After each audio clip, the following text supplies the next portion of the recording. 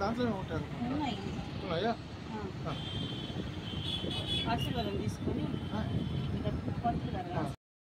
తర్వాత అన్ని మీ hand over చేస్తామమ్మా. కొంచెం అటు ఇటు జరగండి. నానేడే ముందుకురా.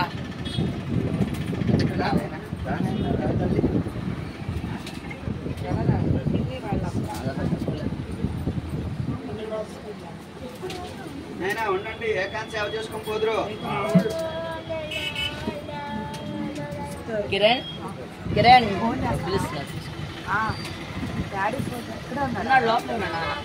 తీసుకున్నారా అమ్మా? తీసుకున్నారా?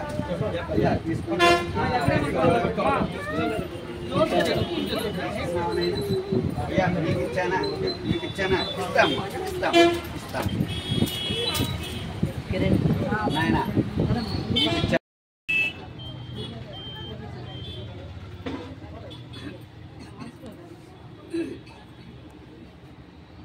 నమోదేవ్యై శివాయ. మనం ఈరోజు చవితి అనేటువంటిది వినాయకుడికి చాలా విశేషమైనటువంటిది. ఈ గణపతికి సంబంధించినటువంటి ఈ చవితి రోజు అమ్మవారు ధనలక్ష్మి స్వరూపంగా అందరినీ అనుగ్రహిస్తూ ఇవాళ మనకు ఆ ధనలక్ష్మి స్వరూపంలో అనుగ్రహాన్ని ఇచ్చింది. అలాగే రేపు లలితా పంచమి అనేటువంటి విశిష్టమైనటువంటి దినం. ఈ లలితా పంచమి దినాన కళ్యాణ కాత్యాయని అనేటువంటి అమ్మవారి యొక్క అలంకారం జరుగుతుంది. ఈ అలంకారంలో అమ్మవారు శేషవాహనంలో అవతారంగా మనకు దర్శనమిస్తారు. ఈ శేషవాహనం ఎందుకయ్యా అమ్మవారికి అంత ప్రీతిగా రేపు చేస్తున్నామంటే, రేపు ఎవరైతే ఈ కళ్యాణ కంకణములు స్వీకరిస్తారో వివాహం కావలసినటువంటి వాళ్లకు శీఘ్రగతిన వివాహం అవుతుంది.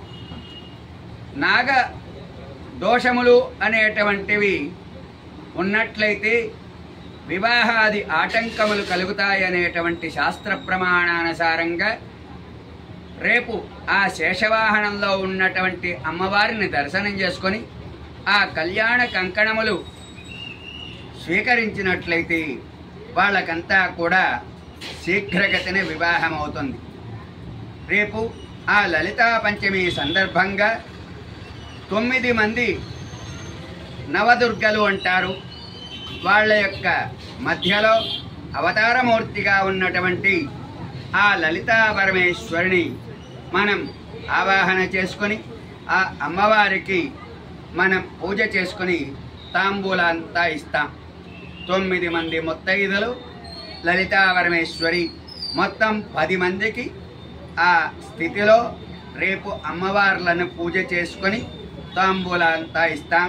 ఆ 9 మందిని ఆ లలితా పరమేశ్వరితో కలిసి 10 మందిని ఎవరైతే దర్శనం చేసుకుంటారో ఆ శేషవాహనంలో ఉన్నటువంటి ఆ అమ్మవారిని ఎవరైతే దర్శనం చేసుకుంటారో వాళ్ళకంతా కూడా నాగదోషాలంతా పోయి గృహంలో సుఖశాంతులు కలగడం, ఈ 9 మంది అనుగ్రహం చేత 9 రకాలైనటువంటి ఫలితాలంతా కూడా మనకు లభిస్తూ అంతఃశత్రువులు బహిశత్రువులు దూరమైపోతూ దరిద్రమంతా కూడా పోయి, అష్టదరిద్రం అంటారు మన వాళ్ళు పెద్దవాళ్ళు, ఆ అష్టదరిద్రములంతా పోయి సుఖశాంతులు పొందుతాం.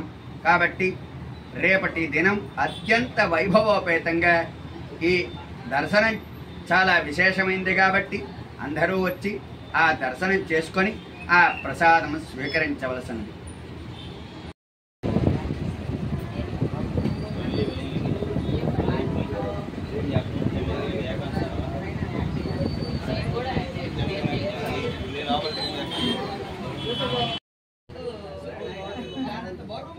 లోపల ఇదిగోండి దాడుతుంది, ఆ లోపల అది వచ్చేస్తుంది, మాకు కనిపిస్తుంది.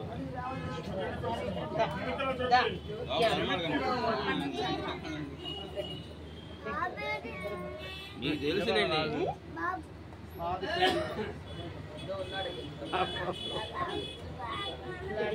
చూస్తా ఎక్కడ పెట్టుకున్నావా?